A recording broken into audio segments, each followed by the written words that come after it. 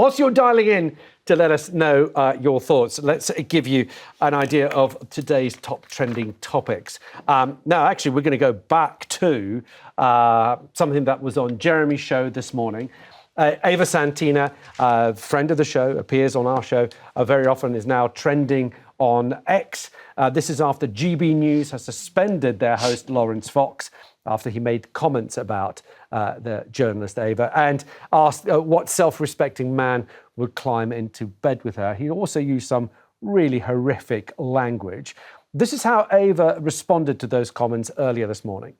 Yeah, I'm really hurt by it. I am. I'm shocked by it, actually. I'm shocked that it went out, and I'm shocked that... Actually, do you know, this is the sort of talk that you worry that men have about you when you're not in the room. There's always sort of a worry in the back of your mind, which is, are people actually interested in what I'm saying or what I'm doing, or are they just looking at me for physically? Tessa, we've had, whilst we've been on air, other presenters on GB News disagreeing with the comments, saying they should never have been made. I think ReesMogg has commented on them as well. Of course, he's one of the people who appears on GB News. What did you make of them? You'll be deeply shocked by this, I'm sure. It doesn't surprise me. I pre-recorded an interview with Laurence Fox, and it never made air because he felt compromised by the questions I asked him.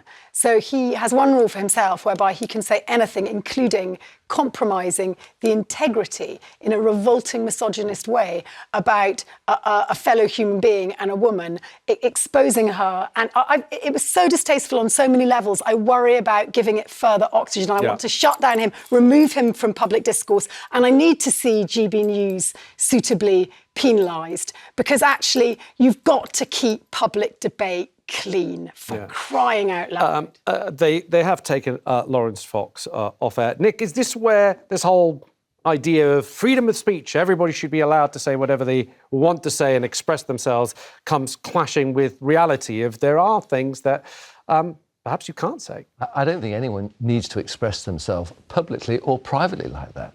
It's just not an effective way of communication. I don't think he's got any defence. He's got no mitigation. The best thing in the world he can do now is come out grovelling an apology. Grovelling an apology and mean it. It may do no good, but he cannot... Well, it's never too late. And, you know, he's going to reflect upon what he's done, and he's an intelligent guy, and he must think, what possessed me? Well, this will be the start. This will be the catalyst of change. I can tell you, because he cannot be comfortable going back home, knowing the damage he's done to. Well, hopefully, he hasn't done any damage, but the upset he's caused, and think, actually, I need to get a grip of myself. I need to sort myself out. I can tell you, as Jeremy reported before going off air, that Laurence Fox has doubled down on what he said, and he said that he didn't regret a single word of it. Well, it's appalling. It's appalling. But the increase and that kind of stuff goes out on as we said, perhaps giving it more airtime is not actually useful to anyone. So let's move on. A Ferrari driver banned for speeding to see dying mum. Nick, this sounds like well up your area of expertise. Well, it is. It was in Ireland, though, so I think it rules me out. OK, he was going in excess of 140 miles an hour on the motorway to see his mum, who was dying. And you know, I don't know whether he was represented, but he could argue duress of circumstance, which means he was compelled to drive in the way that he did, which the police said was dangerous per se because of the speed. So and that is a defence, actually, for breaking the law. There are defences for breaking speed limits? Of course, absolutely. So he's saying that the circumstances were so compelling that I had to drive like that to avoid death or serious injury. Now, the interesting thing is, the headline is to see his mum, not to save his mum. If he was driving at that speed to save his mum, in my view, he would have been acquitted.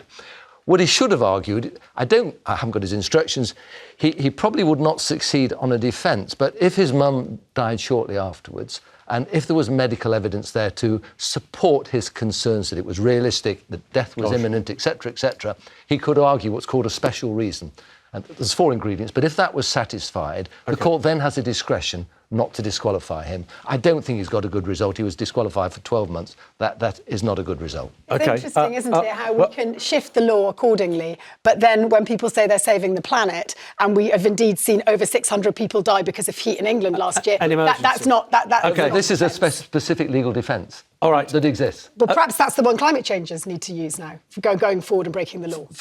Well, it'd be an Specifically, your interesting- defence bill, future. Interesting argument. Theoretically, they could. Okay, Theoretically, Tessa. they could, Tessa. It's their Tessa, fault. this one last topic we're going to have to go through quite quickly, unfortunately, because we're running out of time. But the British Museum is trending. Why? Because they're asking for the public's help to recover over 2,000 ancient, irreplaceable, truly unique artefacts, many of which originally and contestably don't entirely belong to us. Has the British Museum lost its marbles? Of course, the bigger question that the British Museum has to answer is, are they in a fit state to hold on to some of the world's most precious and contested heritage? This doesn't look good. Yeah, this was my response to the tweet. I said, I'll help. Oh, yeah, sure. There's some marbles I'd like to talk to you about. Of course, the Parthenon marbles still sit there in the British Museum. That would be an interesting conversation to have. It would. They're probably too big to smuggle out through security. I don't think we Yes. have title to them. Possibly. We don't have And title. yes, of course, the British Museum got given them by the government who bought them off Lord Elgin. Of course, they weren't stolen.